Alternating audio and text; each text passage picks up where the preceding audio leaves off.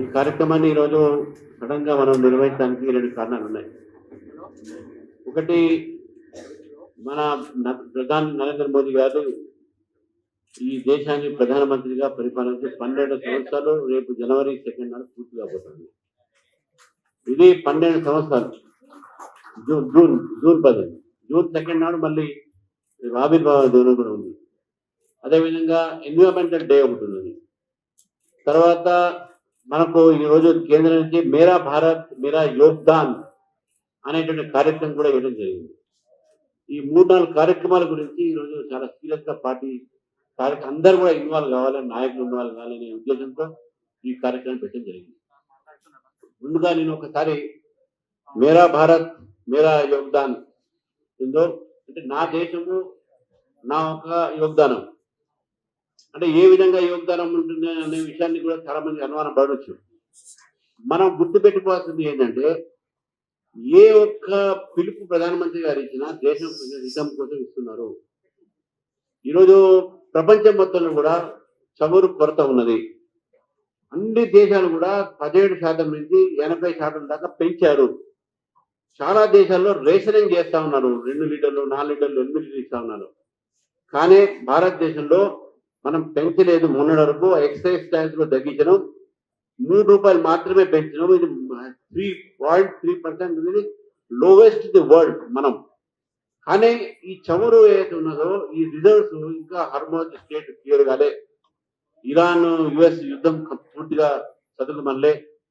దేశంలో చాలా యుద్ధాలు దేశాలు ఉన్న రష్యా యుక్రెయిన్ కొట్టాడుతూ ఉన్నారు. కాబట్టి ఈ యొక్క చమురు కొరత ఫ్యూచర్లో రావచ్చు. కాబట్టి దేశాన్ని మనం కాపాడాలంటే మనము జాగ్రత్తగా ఉండాలి. మనము క్రమశిక్షణతో మనం పొదుపు చేసేటట్టు ప్రయత్నం చేయాలి. అందుకే ఎలక్ట్రిక్ కార్ పూలింగ్ అంటే 10 కలిసి ఆ కార్లో పోవడం, ఆ వర్క్ ఫ్రమ్ హోమ్, అదే ఇవన్నీ కూడా చేసుకోవాలని చెప్తూ పబ్లిక్ ట్రాన్స్పోర్ట్ కూడా వాడమని చెప్పాను. మెట్రోస్ కానీ ఆర్టీసీ బస్సు కానీ ఇవన్నీ కానీ. అయితే నేను అంటే సెట్ అంటే ప్రతి ఒక్క రోజు పోగానే అదేదో అయినట్టు కాకుండా మీరు గుర్తుపెట్టుకోవాలంటే ఒక ఎగ్జాంపుల్ సెట్ చేయడానికి నేను ఫస్ట్ డే నరేంద్ర మోదీ గారు పిలిపించిన తర్వాత మెట్రోలో వెళ్ళడం జరిగింది. అందరు కూడా చూడడం జరిగింది. ఈ రోజు నేను ఎలక్ట్రిక్ కార్లో రావడం జరిగింది. మా ఫ్రెండ్ మాకు ఇచ్చాడు నాకు ఆ ఎలక్ట్రిక్ కార్లో రావడం. నేను కూడా కార్యకర్తలు చూడతా ఉన్నాను. ఇదేదో ఫోటో కోసము మీడియా కోసం ఇవ్వండి కాదు. ఆలోచన విధానం మనం మార్చుకోవాలి. దేశంలో మనము యోగ్దానం చేయాలి. మేరా భారత్ మేరా యోగ్దాన్ అనేటటువంటి కార్యక్రమం మనం చేయబోతాం. దాని విషయంలో అన్ని డీటెయిల్ గా తర్వాత జనరల్ సెక్రటరీ మనం చెప్తారు. తర్వాత పెద్దలు మనం ఎక్స్ప్లెయిన్ చేస్తారు. తర్వాత మాకే నా మేక్ పేడ్ అనేది మనం పెట్టుకోవాలి. అది ఎన్విరాన్మెంటల్ డే. మనం ఈరోజు సంఘం కూడా పంచ పరివర్తనలో పరిరక్షణ వాతావరణ పరిరక్షణ చేయాల్సి ఉంటుంది. కాబట్టి ప్రకృతి పరిరక్షణ చేయాల్సిన అవసరం ఉంది. కాబట్టి మనం లోకల్ గూడ్స్ వాడాలి, స్వదేశీ వాడాలి అనే విషయం కూడా మనం బాగా దాని మీద స్ట్రెస్ చేస్తా ఉన్నాం. కాబట్టి ఇవన్నీ కూడా కార్యక్రమంలో భాగంగా ఉండాలి. మన చెట్టు నాటాలి అమ్మ పేరు మీద అనేది ఉన్నది. ఆ కార్యక్రమం కూడా చేసుకోవాలి. 3వ కార్యక్రమం మనం ఈ యొక్క 12 సంవత్సరాలు ఏదైతే నరేంద్ర మోదీ గారి యొక్క వారిని ఆ పీరియడ్ కంప్లీట్ అయినందుకు మనం కూడా ఈ 12 సంవత్సరాలు ఆత్మ నిర్భర్ భారత్ వికసిత్ భారత్ అనేటటువంటి ఆ దిశతో మనం పోదామని చెప్పేసి కూడా ఆ కార్యక్రమాల గురించి చర్చించాము. ఇక్కడ ఉన్నాం మిత్రులారా, ఈరోజు మనం చూస్తా ఉన్నాం ఈ యొక్క రాష్ట్రంలో అనేకమైనటువంటి రాజకీయంగా కొన్ని పార్టీలు బీజేపీని బదనానికి ప్రయత్నం చేస్తా ఉన్నాను. నేను ఈరోజు చెప్తా ఉన్నాను, అడుగుతా ఉన్నాను, ఏ పార్టీ అయితే ఈరోజు భారతీయ జనతా పార్టీ మీద ఒక వ్యక్తిని టార్గెట్ చేస్తూ ఆ వ్యక్తిలో ఉన్నటువంటి ఒక కుటుంబ సభ్యుల మీద టార్గెట్ చేస్తూ ఈరోజు మాట్లాడుతున్నటువంటి ఒక ఏవైతే నేపథ్యం ఉందో ఒకసారి మనం ఆలోచించాలి.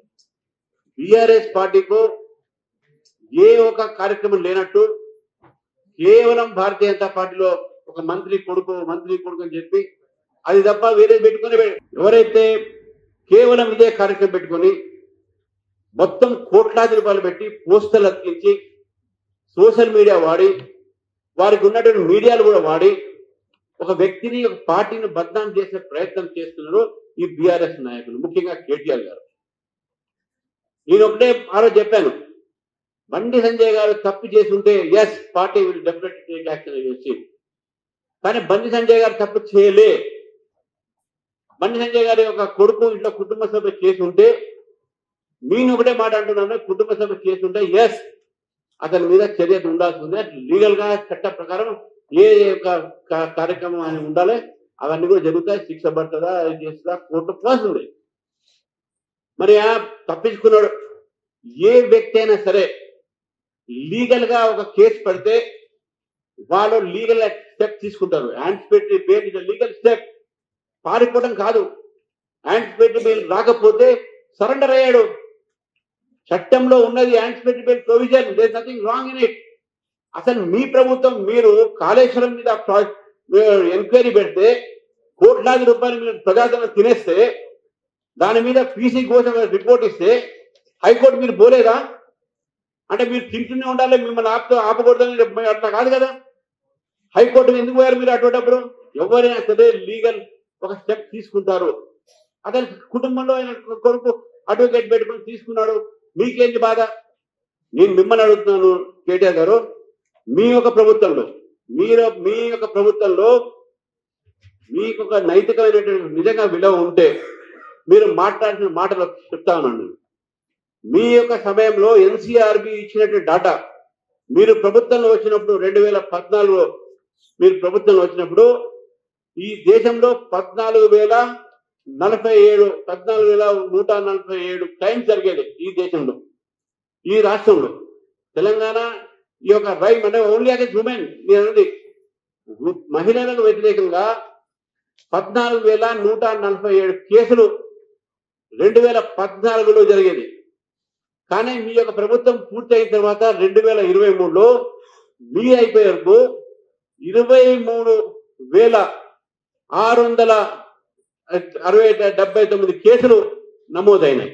అంటే 67% పెరిగినాయి క్రైమ్ రేట్ అగేన్స్ ఉమెన్. ఇది మీరు గుర్తుపెట్టుకోవాలి. దానికి మీ దగ్గర ఉన్నటువంటి సమాధానం ఏంటి? Jubilee Hills minor girl rape అయింది. మీ ప్రభుత్వం ఏం చేసిందంటే 2022లో మీ ప్రభుత్వంలో అయింది. సమత కేస్ ఆసిఫాబాద్ 2019 మనందరూ తెలుసు. ఒక 30 ఏళ్ళ అమ్మాయిని కుమరంభీం జిల్లాలో ఏ విధంగా గ్యాంగ్ రేప్ చేయడం జరిగింది. అదేవిధంగా మీ చరిత్ర చెప్తా ఉన్నాను. మీరు ఏం చేయాలి, మీకు ఏం నైతిక విలువ ఉంది అడుగుతా ఉన్నాను నేను. అదేవిధంగా డాక్టర్ ప్రీతి హెరాస్మెంట్ కేసు మనందరూ తెలుసు. డాక్టర్ ప్రీతిని హెరాస్మెంట్ చేస్తే 2023లో వరంగల్లో ఆత్మహత్య చేసుకుని జరిగింది. మీ ప్రభుత్వం రెస్పాన్సిబిలిటీ కాదా దానికి? మీరు మీ ఒక ముఖ్యమంత్రిగా రెస్పాన్సిబుల్ కాదా? ఒక సర్పంచ్, మీ యొక్క పార్టీ సర్పంచే మీ ఎమ్మెల్యే మీద లైంగిక ఒక వేధింపులు చేస్తా అని చెప్పేసి కంప్లైంట్ చేసినటువంటి విషయం 2023లో సర్పంచ్ హరాస్మెంట్, నవయ హరాస్మెంట్ కేసు అనేది. తర్వాత లక్ష్మీ కస్టోరియల్ డెత్.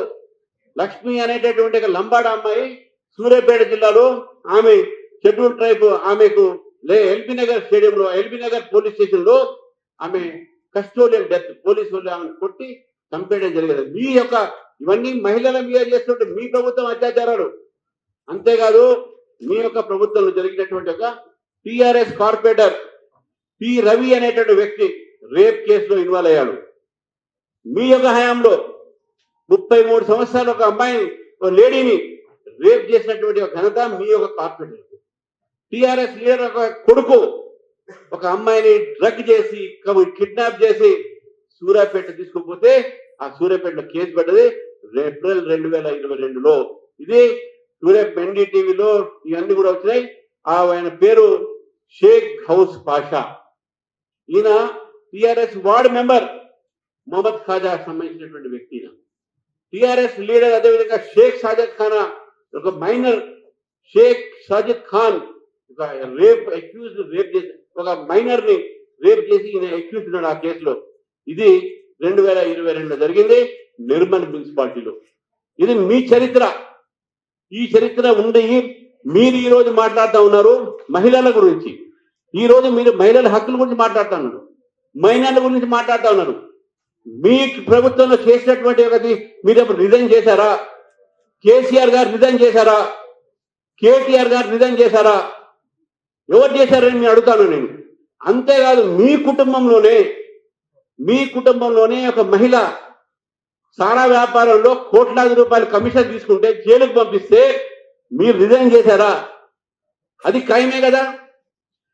మీరు రిజైన్ చేశారా? మీ కేసీఆర్ గారు కానీ కేటీఆర్ గారు కానీ నేను అడుగుతా ఉన్నాను. ఈ యొక్క అబ్బాయి బీఆర్ఎస్ పార్టీకి నేను చెప్తా ఉన్నాను, మీరు చేస్తున్నట్టు విష ప్రచారం ప్రజలు మమ్మల్ని తిరస్కరించారు. మీరు ఎక్కడ ఫార్ములా కేసులో అరెస్ట్ అవుతారనో, మీ పెద్దవాళ్ళు ఎక్కడ కాళేశ్వరంలో ఇరుక్కుంటారనో భయానికి ఈరోజు బీజేపీ మీద ఇటువంటి అబద్ధాలు వేస్తా ఉన్నారు. నేను అదే చెప్తా ఉన్నాను. ఈరోజు ఈ యొక్క వీళ్ళకు మీరు ఇన్ని తప్పులు చేసిన తర్వాత, మీరు ఎన్ని తప్పులు, ఈ మామూలు తప్పులు కాదు, ఇది కేవలం మూమెంట్ అగేన్స్ట్ ఎంప్లాయీ. నేను హెరాస్మెంట్ చెప్పాను, మీ ప్రభుత్వంలో జరిగినట్టే మీ వాళ్ళు చేసినటువంటి ఇంటర్మీడియట్ ఎగ్జామినేషన్ జరిగినప్పుడు మాకు తెలుసు, రిజల్ట్స్ లో తారుమారు చేస్తే ఒక కంపెనీకి మీరు తెలిసిన వాళ్ళకి ఇచ్చుకుంటే అక్కడ దాంట్లో కూడా మన కరప్షనే. కమిషన్ తీసుకొని ఇంటర్మీడియట్ బోర్డ్ ఎగ్జామినేషన్ ఒక ఏజెన్సీకి ఇస్తే తప్పుడు రిజల్ట్స్ వల్ల ఎంతమంది విద్యార్థులు చనిపోయారు? 29 మంది సభ్యులు ఆత్మహత్యలు చేసుకున్నారు. మళ్ళీ ఆ సావుకు మీరు కారణం కాదా? మీకు అసలు ఏమి హక్కు ఉన్నది? బండి సంజయ్ గారి ఒక విషయాన్ని, కుటుంబ విషయాన్ని తీసుకొచ్చి ఇంకో కుటుంబం, ఆ మైనర్ అమ్మాయి కుటుంబాన్ని కూడా రోడ్డు మీద పిలుస్తున్నారు. మీకు వేరే కార్యక్రమం లేనట్టు మీ లీగల్ సెల్ టీము, మీ సోషల్ మీడియా టీము, మీ రిటైర్డ్ పోలీస్ ఆఫీసర్స్ టీము ఏం పని లేనట్టు ఇదే పని పెట్టుకున్నారు. నేను బీఆర్ఎస్ పార్టీని అడుగుతాను, what is the moral right you got? అయిపోయింది. What is enough is enough. ఇంకా భారతీయ జనతా పార్టీ ఇంకా మమ్మల్ని బద్నాం చేస్తే పార్టీ మీరు తట్టుకోలేకపోతే మీరు రాజకీయాన్ని విత్డ్రా కాండి. Fight political with us. Don't fight on personal issues. మీ దగ్గర ఇష్యూస్ లేవు కాబట్టి ఈరోజు ఒక కుటుంబ సభ్యుని ఈరోజు మీరు వాడుతా ఉన్నారు. నిజంగా మీరు మా అబ్బాయి తప్పు చేసి ఉంటే అది రిజైన్ చేయాలంటే, మీ ఇంట్లో ఆడపడి తప్పు చేస్తే మీరెందుకు రిజైన్ చేయలే?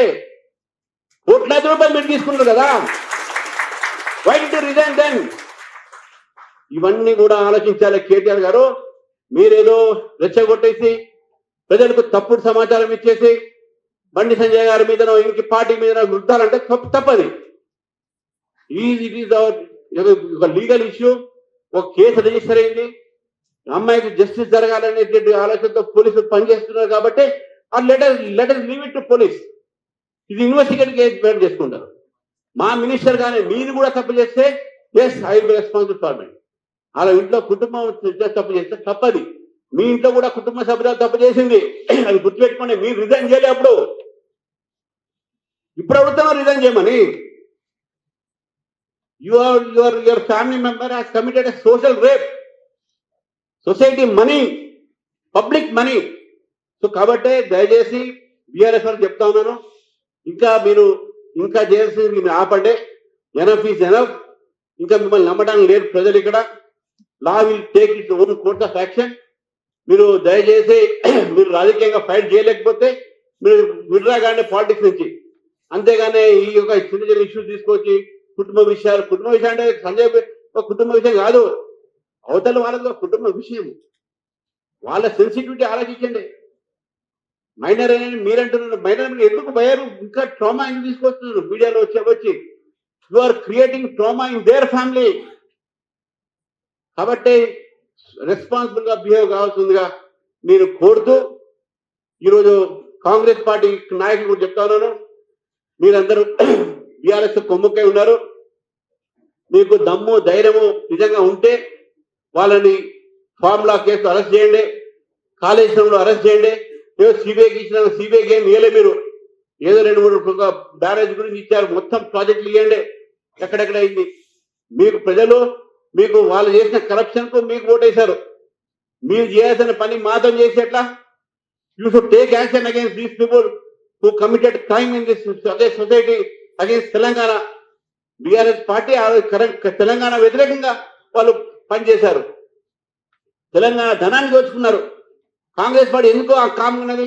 మీరు రేవంత్ రెడ్డి గారిని అడుగుతున్నాను, why are not take action against them? You should take action against them.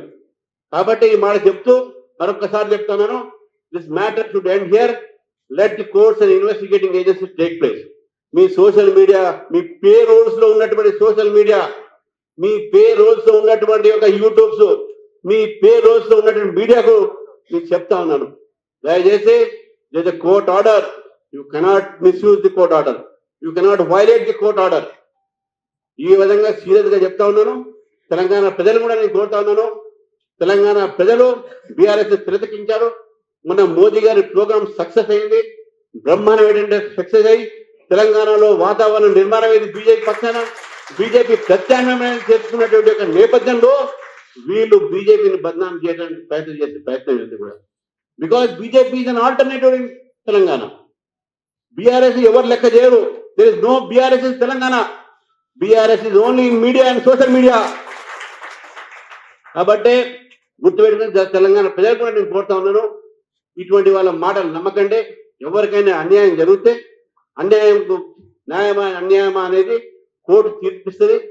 కాబట్టి కోర్టు గురించి మనం ఇన్వెస్టిగేషన్ వదిలిపెట్టి ఇటువంటి ఒక దాన్ని రాజకీయం చేయకుండా దయచేసి మనం రైతులు ఈరోజు సఫర్ అవుతా ఉన్నారు, రైతులు ఈరోజు బాధపడతా ఉన్నారు.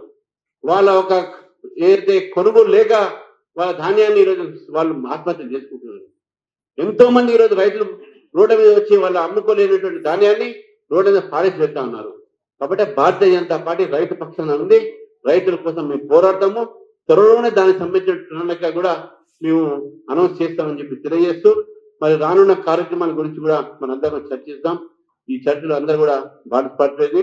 ముఖ్యంగా సెల్స్ ఉన్నారో మోర్చా వాళ్ళు ఉన్నారో ఈ కార్యక్రమాన్ని ముందుకు తీసుకోవాల్సిన దీనికి కమిటీ కూడా మనం వేసినాము.